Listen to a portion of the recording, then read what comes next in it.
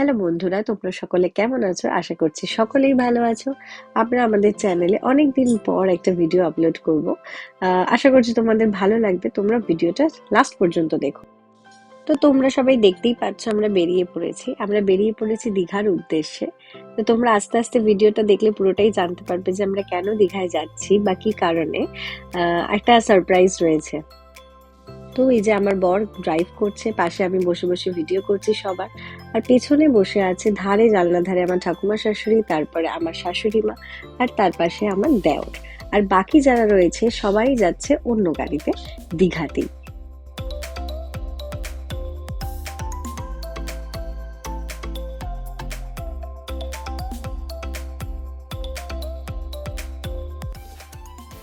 আমরা এখন কোলাঘাটের ব্রিজটা পার করছি, আর আমি গাড়িতে বসে ভিডিওটা তোমাদের সাথে শেয়ার করব জায়গাটা দেখার জন্য। কেননা গাড়ির মধ্যে বসে এই রাস্তাটা ভীষণ ফাঁকা ছিল, খুবই ভালো লাগছিল দেখতে, তাই জন্য তোমাদের সাথে শেয়ার করা।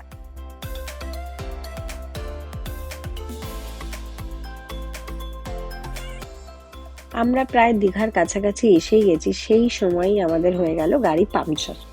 তো এই দুই ভাই, মানে আমার হাজবেন্ড আর আমার দেওর, দুজন মিলে গাড়ির পাংচারের চাকা চেঞ্জ করছে, ঠিক করছে।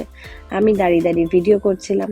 কিন্তু এই মাঝ রাস্তায় এই জিনিসগুলো হয়ে গেলে বড্ড বিরক্ত লাগে। কিছু করার নেই, আমাদের হওয়ার ছিল হয়ে গেছে। তো ওরা দুজনে সারিয়েও ফেলেছে।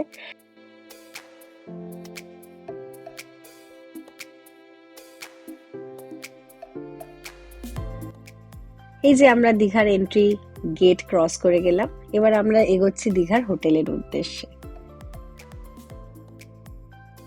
এই যে যেটা দেখা যাচ্ছে, হোটেল সিন্ধু। এই হোটেলটা আমাদেরই, ঈশ্বরের আশীর্বাদে সেটা সফল হয়েছে। আর এটা ওল্ড দীঘাতে, তোমরা সবাই আসতে পারো।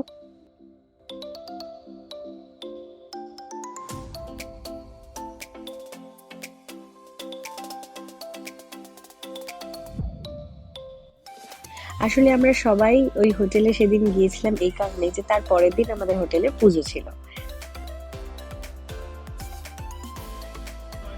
এটা আমাদের মা, উনি হচ্ছেন সিন্ধু হোটেলের মালিক। আমরা এনাদের সাথে এনার কাছে হোটেলে থাকতে এসেছি। আমরা ঘুরবো ফিরবো, মাকে নিয়ে আনন্দ করবো।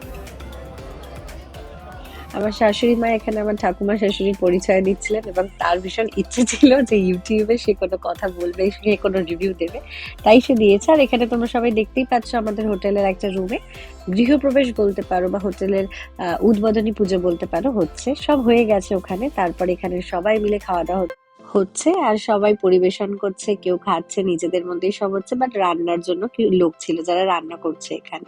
যাই হোক, এই কটা দিন, মানে আমরা যদিন ওখানে ছিলাম, ভীষণ মজা করেছি আমাদের পরিবারে, মানে আমার শ্বশুর বাড়ির পরিবারে প্রায় সকলেই ছিল এখানে।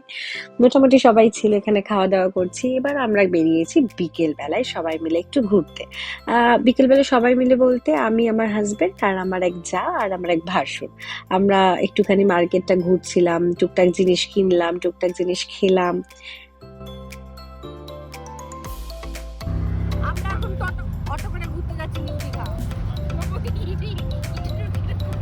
আমরা কোথায় যাচ্ছি? তো পরের দিন উঠে আমরা সব ফ্রেশ হয়ে সেজে গুজে আমরাও ঘুরতে একটু বেরিয়ে পড়েছিলাম, সাইট সিন করতে গিয়েছিলাম। নিউ দীঘাতে গেছিলাম আমরা। এই যে সেজে গুজে হাঁটছি, হাই গাইস। যাই হোক, তো তোমরা সবাই দেখতেই পাচ্ছ বেশ সুন্দর লাগছে, কিন্তু ভীষণ রোদ ছিল, শীত বলে আমার কোনোভাবেই মনে হয়নি।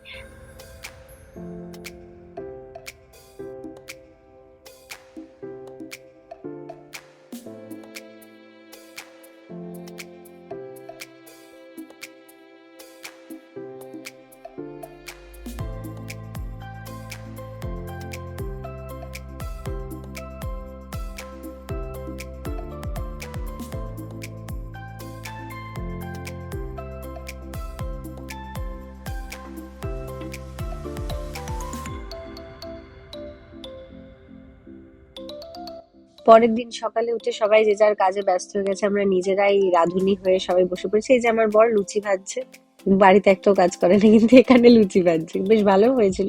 এই যে আমিও মাছ ভাজতে বসে গেছিলাম, মাছের আঁশ ছাড়িয়ে মাছ বেছে বেছে রাখছিলাম, কেন কি দীঘার ওখানে মাছ, সমুদ্র থেকে তোলা মাছ ভেজে খেতে ভীষণ ভালো লাগে। এই যে আমরা এখন সবাই তালসারিতে এসছি, আর এখানে আমরা একটা জিনিস খাচ্ছি যেটা তোমরা করভাঙা বলো বা কামরাঙা বলো, যাই বলে থাকো না কেন, দেখলেই আমার জিভে জল চলে আসে, ভীষণ ভালো লাগে খেতে। ওখানে গিয়ে দেখতে পেয়ে আমি এটা একদমই ছাড়িনি, আমি খেয়েছি।